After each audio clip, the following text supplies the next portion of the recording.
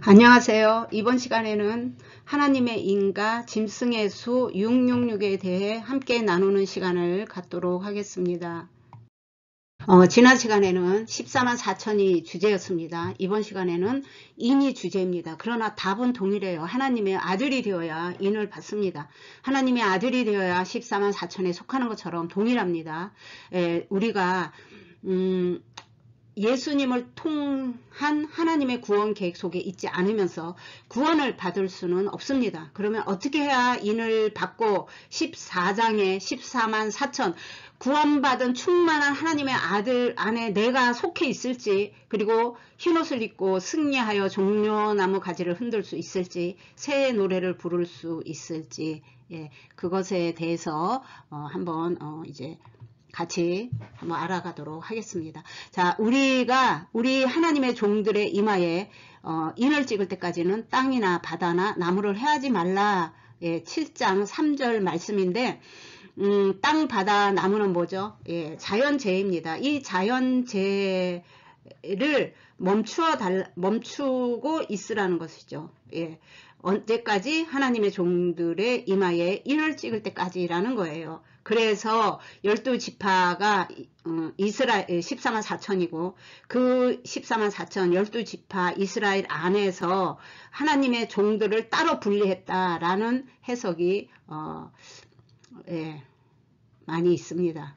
정말 그럴까요? 인치는 그 권한과 권위를 가진 그 입장에서 한번 풀어보도록 하죠. 우리 입장은 다 고생은 안 하고 구원은 받고 싶은 속성이 있습니다. 그러나 인을 치는 그 입장에서 보면요, 어떤 기준으로 인을 칠까?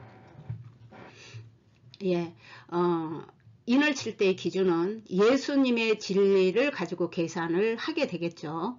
목사님이라고 해서 이 마지막 때는 비진리를 선포하는 그런 교회와 그런 적그리스도가 그 속성을 가진 그런 종들이 많다고 하던데, 그렇다면 이 하나님의 예수님의 진리를 가지고 있다는 것은요, 하나님의 뜻대로 만들어진 자를 말해요. 바로 예수님이 하나님의 뜻대로 이 땅에 오시고 하나님의 뜻을 이루시고 가신 분이에요. 그래서 예수님의 진리라고 하는 것입니다. 이렇게 만들어진 사람들을 하나님의 종이라고 할 수가 있어요. 이 종이라는 해석도 우리 한글 성경의 해석이지 성경적 의미는 아닙니다.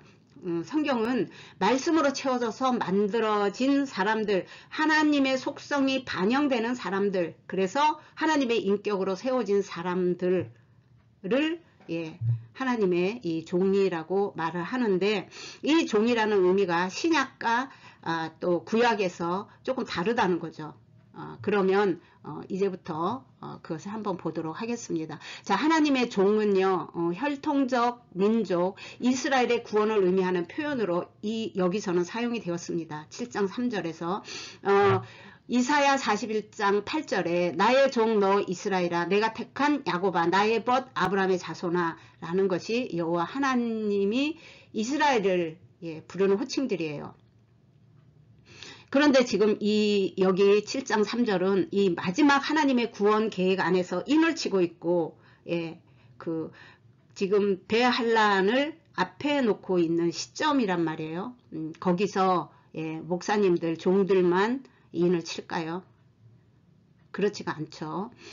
그래서 이것은 이스라엘이 들으면 바로 알아들을 수 있는 그런 하나님의 구원 계획 안에서 이스라엘을 언급한 것이에요.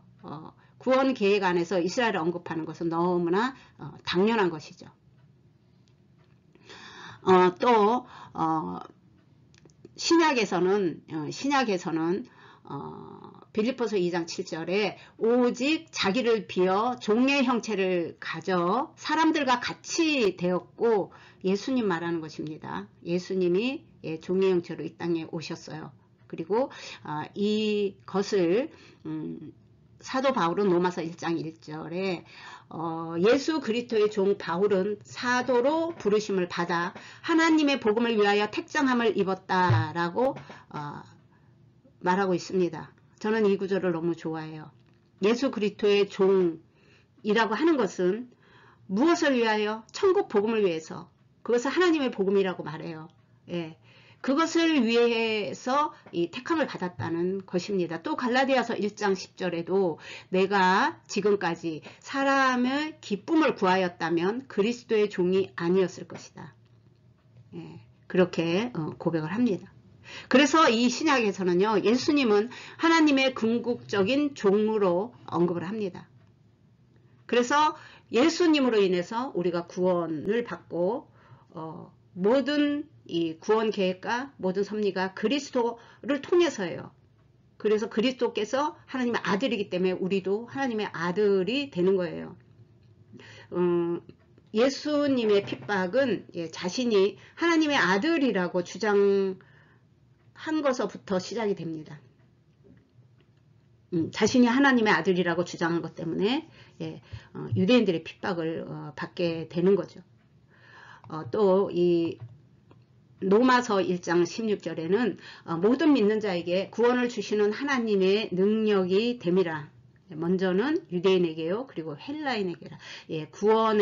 구원의 이 하나님의 계획과 경륜에 있어서 이스라엘 먼저 구원을 하는 것은 너무나 당연한 일입니다. 근데 항상 이스라엘이 먼저 언급되는 것을 이 성경적 질서라고 할 수가 있습니다. 로마서 11장 26절에도 그리하여 온 이스라엘이 구원을 받으리라 기록된 바 구원자가 시온에서 오사 야곱에게서 경건하지 않은 것을 돌이키시겠고, 바로 이스라엘의 이 구원 계획은 이 계시록에서 인을 치고 있는 이 14만 4천을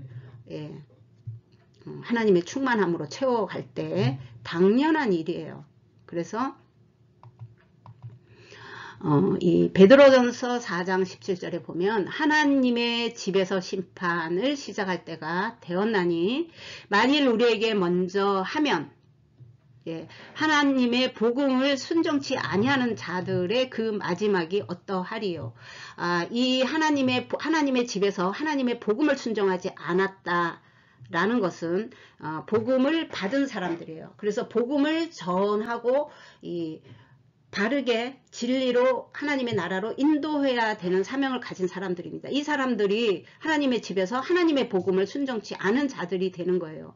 이들의 마지막이 어떠하냐고 질문을 던집니다. 예수님께서도 마태복음 24장에 그렇게 말씀하셨어요. 이 마지막 때에 많은 적그리스도의 사람들이 일어나서 적그리스도의 영을 가진 거죠. 그래서 거짓 복음 이 비진리가 선포되게 되는 거죠. 그래서 하나님의 집에서부터 시작을 하는 거예요. 그 하나님의 집에서 진리가 선포될 그 자리에 서서 비진리를 선포하는 그 사람들에게 마지막으로 여러분들에게 자 갈라디아서 5장 6장 7절의 내용이에요. 근데 6절만 쳤습니다. 너희가 아들로부터 너희가 아들임으로 하나님이 그 아들의 영을 우리 마음 가운데 보내사 아빠 아버지라고 부르게 하셨느니라. 그러므로 내가 이후로는 종이 아니요 아들이면 하나님으로 말미암아 유업을 받을 자니라 이렇게 말씀해요. 그래서 우리는 예수님의 모든 특혜를 다 이루어 예수님의 승리가 우리의 승리고 예수님의 하나님의 아들임으로 우리가 아들이고 예수님께서 그 안에서 모든 구속사가 주님 안에서 이루어집니다. 신약에서는. 이번에는 인을 맞은 사람들의 정체성에 대해서 알아보겠습니다. 인을 맞았다라고 하는 것은 계시록 7장 4절에 내가 들은 바로는 인이 찍힌 사람의 수가 14만 4천 명이니 이와 같이 이마에 인을 받은 사람들은 이스라엘 자손의 각 지파에서 나온 사람들이었습니다. 라고 말을 합니다. 여기서 포인트는 바로 이 수가 되는 거예요. 그리고 이 수는 14만 4천 하나님의 아들의 충만한 수를 나타내고 있는 것입니다. 만약에 내가 들은 바로는 예, 인을 맞은 사람은 14만 4천 명이었습니다. 이렇게 말하면 훨씬 알아듣기도 쉽고 자연스럽습니다. 근데 이 14만 4천이라는 것이 명수를 나타내는 게 아니라 이 수가 포커스예요. 이 수의 상태는 하나님의 아들의 충만한 수이다 라는 것을 나타내고 있는 것입니다. 그래서 유대인만이 아니라는 거예요. 다만 여기에 유대 자손의 각 지파에서 나온 사람들이라고 하는 것은 유대인의 하나님의 구원의 경륜에 따라 유대인을 앞에다가 먼저 나타냈다라는 것을 말하고 있었습니다. 처음부터 제가 또 갈라디아서 3장 28절에 너희는 유대인이나 헬라인이나 종이나 자유자나 남자나 여자 없이 다 그리스도 예수 안에서 하나이니라 라고 말합니다. 그리고 너희가 그리스도께 속한 자면 곧 아브라함의 자손이요 약속대로 유업을 이을 자다 라고 말합니다. 아브라함이 하나님으로 받을 그 모든 유업을 우리가 동일하게 이을 수 있다는 것이죠. 믿음의 자손이죠. 아브라함의 자손은. 그리고 사도행전 1장 8절에도 오직 성령이 너에게 임하시면 너희가 권능을 받고 예루살렘과 온 유대와 사마리아와 땅끝까지 이르러 내 증인이 되리라. 복음, 예수님이 부활 승천하신 후에 다시 강림하셔서 40일 동안 제자들에게 천국 복음을 강론하셨습니다. 특강하신 거죠. 그래서 이 복음에 그때 예수님이 하신 말씀이에요. 이 복음이 확장되는 땅 끝까지 이르르는 이 과정에서도 하나님의 경륜에 따라 예루살렘에서부터 유대인들에게 온 유대에 복음이 증거되고 그리고 사마리아와 땅 끝까지 이르러 증인이 되는 이 복음의 확장도 이렇게 유대인이 먼저입니다. 이 하나님의 말씀이 우리 안에서 이렇게 만들어지고 영으로 채워진 것을 우리는 인쳤다라는 것입니다. 말씀과 뜻이 실제가 되어 비춰지는 것을 말합니다. 우리 안에 빛이신 주님이 드러나는 상태를 입맞았다고 하는 것이에요. 인쳐진 자의 삶이고 하나님의 아들의 삶이 그 삶입니다. 어떤 특정 사역을 하는 사람들을 나타내는 게 아니에요. 우리 안에 이 자유의지가 하나님과 하나 될 때 이 삶을 말하는 것입니다. 모두 동일한 말이에요. 인쳐진 자의 삶, 하나님의 아들의 삶, 하나님과 하나 될 때의 삶, 이런 모든 것이 동일한 의미를 가지고 있습니다. 하나님의 아들이란 그럼 어떤 속성을 가지고 있는지 첫 번째 사람 아담에서부터 말씀을 좀 드리도록 하겠습니다. 하나님의 형상과 모양으로 만들어진 복사판 같은 사람이 아담이었습니다. 창세기 1장 27절에.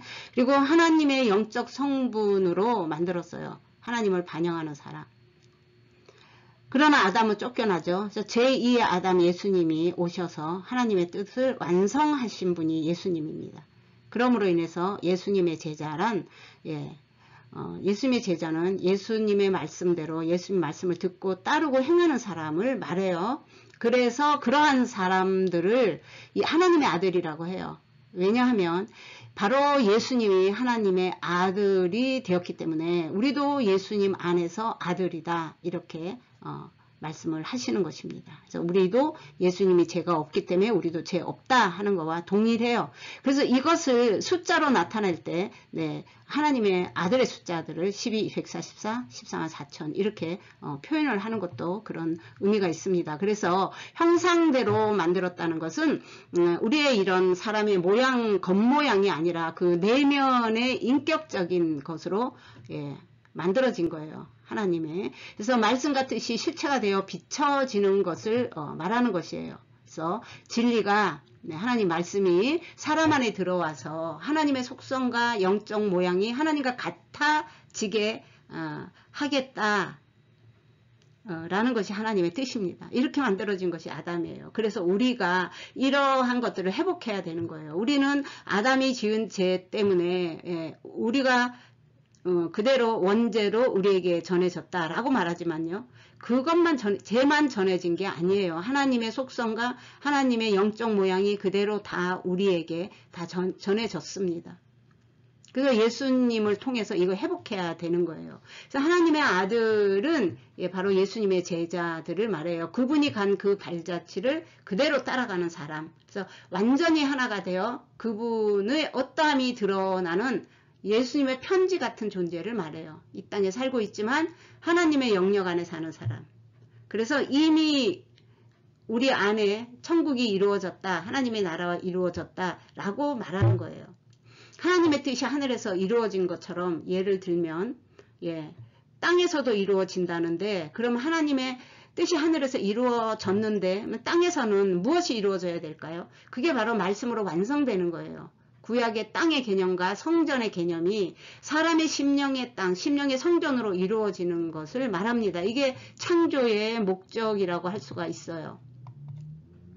또 계시록 22장 3절에 다시 저주가 없으며 하나님과 그 어린 양의 보좌가 그 가운데 있으리니 그의 종들이 그를 섬기며 그의 얼굴을 볼 터이요 그의 이름도 그들의 이마에 있으리라. 바로 이게 이마에 인을 맞았다. 하나님의 종들 또는 그들의 이마에 그 이름이 있다. 그 모든 것이 동일한 의미를 가지고 있는 것입니다. 그래서 우리가 인이라고 하면 하나님의 소유의 의미가 있어요. 그리고 하나님의 아들이라는 이 증명의 의미도 있고요. 또 보호의 의미도 있습니다. 그래서 또 봉인, 밀봉의 의미도 동일하게 가지고 있습니다.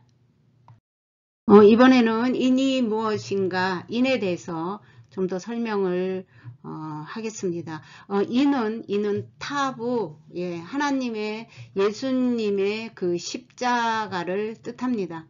그래서 하나님의 모든 뜻이 우리 안에서 성취되고 완성되어 이루어져야 할 것을 말하고 있습니다. 십자가에서 죽으셨고 또 하나님의 생명이 살아났기 때문에 이것을 우리는 부활이라고 말합니다. 이처럼 내가 완전히 죽고 하나님의 뜻이 성취된 상태, 그래서 나에게 새 창조의 역사가 이루어진 것을 심령 안에서 하나님의 성전이 되었다라고 말해요. 그래서 이러한 상태를 하나님의 아들의 상태라고 말합니다. 창세기 1장 14절에 보면 하나님이 이르시되 하늘의 궁창에 강명체들이 있어 낮과 밤을 나뉘게 하고 그것들로 징조와 계절과 날과 해를 이루게 하라라고 되어 있습니다. 그러므로 이 징조가 무엇인가, 이 징조를 우리는 십자가의 타부라고 합니다. 히브리어의 마지막 글자이고요. 바로 이 징조는 예수님을 나타내기 위해서 계절과 날과 해를 통해 예수님의 날들, 예수님의 때를 나타내기 위해서 이 창조의 목적이라고 할 수가 있습니다. 또 출애굽할 때 양을 잡아서 그 피로 임방에 바르라고 되어 있어요. 그래서 죽음이 넘어갔죠. 그래서 이 임방에 이 바른 이 피로 인해서 보호를 받았습니다. 그래서 그것은 바로 십자가를 나타내고 있습니다. 예수님의 십자가는 바로 시작이며 하나님의 창조의 완성이라고 할 수가 있습니다. 또 앞에서 봉인이라고 말씀을 드렸는데 이 봉인하다 외에도 생명의 계약, 그리고 사역의 완수, 그리고 죽음이라는 뜻이 이 십자가 안에 있습니다. 이 타브라는 이 글자는 히브리 알파벳 22개 중에 마지막 글자입니다. 그래서 그 글자는 처음에는 십자가 모양이었어요. 이 타브가. 그런데 그것이 점점 변화되어 오늘날에 이르렀고 오늘날에는 이런 모양을 하고 있습니다. 이것의 숫자 값은 400이에요. 사인이라는 뜻을 가지고 있습니다. 그래서 하나님의 이는 이마에 타부가 이마에 있다고 생각을 해요. 히브리 관점으로 말을 하는 겁니다. 그래서 그것은 바로 토라가 있는 것이라고, 토라를 행하는 자라는 같은 의미를 가지고 있어요. 그래서 진리의 말씀을 따라 사는 자가 되는 것을 말하는 것입니다. 우리는 이상한 글자가 이마에 나타날 거라고도 생각을 하는데 그런 뜻이 아니죠. 성경 말씀을 가지고 설명을 하자면요. 초림 때에는 마태복음 2장 1절 2절에 헤롯 왕 때에 예수께서 유대 베들레헴에서 나심에 동방으로부터 박사들이 예루살렘에 이르러 유대인의 왕으로 나시니가 어디 계시냐, 우리가 동방에서 그의 별을 보고 그에게 경배하러 왔노라.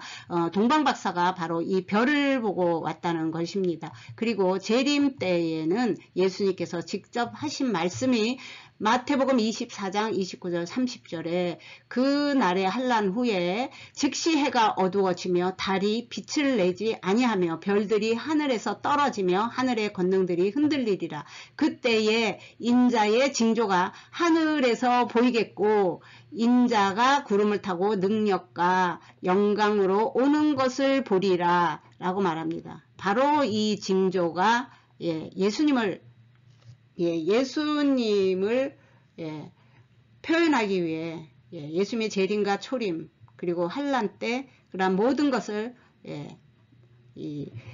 나타내기 위해 창조가 되었다는 그런 의미가 되는 것입니다. 그리고 또 예수님의 제자 요한은 재림의 징조에 대해서 상세히 계시록 6장에 6장의 12절에서부터 13절 14절에 이렇게 말합니다. 내가 보니 여섯째 인을 떼실 때에 큰 지진이 나며 해가 검은 톨로 짠 상복같이 검어지고 달은 온통 피같이 되며 하늘의 별들이 무화과 나무가 대풍에 흔들려 설익은 열매가 떨어지는 것 같이 땅에 떨어지며 하늘은 두루마리가 말리는 것 같이 떠나가고 라고 말을 합니다. 그래서 이 징조는 전부 다 예수님을 나타나기 위해서 나타난다라는 의미를 가지고 있습니다. 짐승의 표 666은 다음 시간에 이어가기로 하고 여기서 마치겠습니다. 여기까지 시청해 주신 모든 분들을 주님의 이름으로 축복합니다. 수고하셨습니다.